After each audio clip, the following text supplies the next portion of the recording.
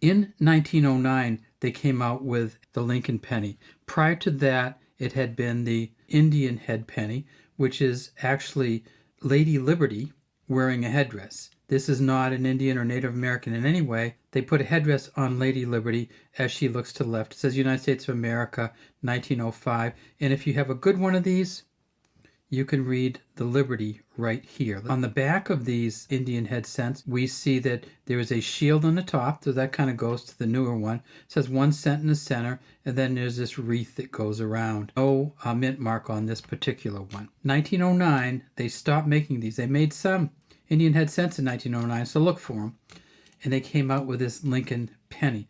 The Lincoln penny from 1909 comes in a couple different versions. It comes in the VDB version, and if you look at this, you're going, okay, where's the VDB? And this is 1909 on top, and there is no VDB there because in 1909, that's not where you would find it. So there won't be any VDBs on any of these on the truncation of the neck because that's not where it would be. So let's look and see if we can find out where it would be. There's the year 1909.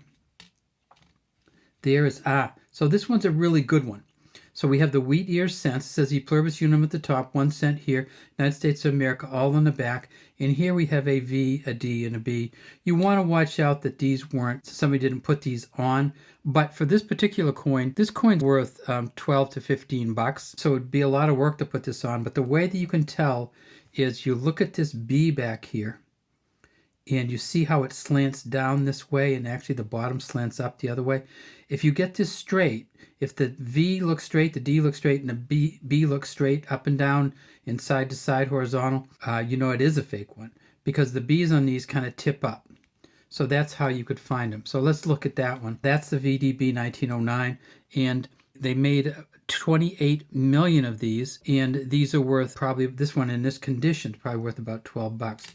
Here's another one with a really faded VDB. And you can see on this one, sometimes you get the dots after the V, the D, and the B are much more evident than they are on some of the other ones. And you don't clean them, but there is dots on this one. You just can't see them very well.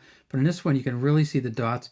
But you see how it kind of got folded over into the edge of the penny a little bit. But this is another VDB right here from 1909.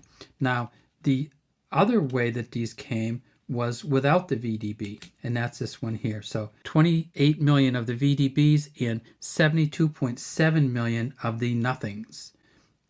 So on the back of the 1909, it's not a VDB. There's no VDB anywhere on the coin. And here's another one of them.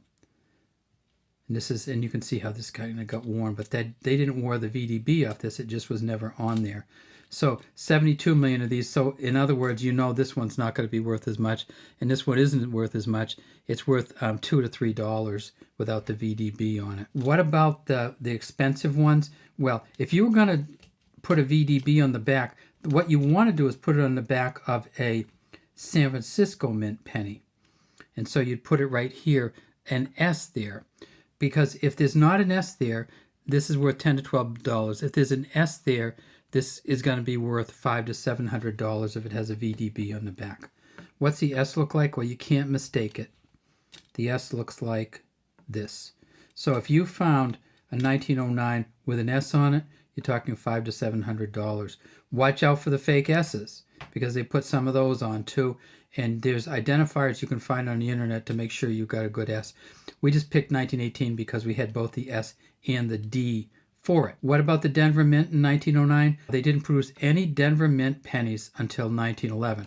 But the San Francisco Mint did produce 1.8 million of them without the VDB, 484,000 with the VDB. So if you can find the 1909 S with the VDB, you're talking $500 to $700. Without the VDB, you're talking still $50 to $60. So look for the S if you can look for it in the 1909s.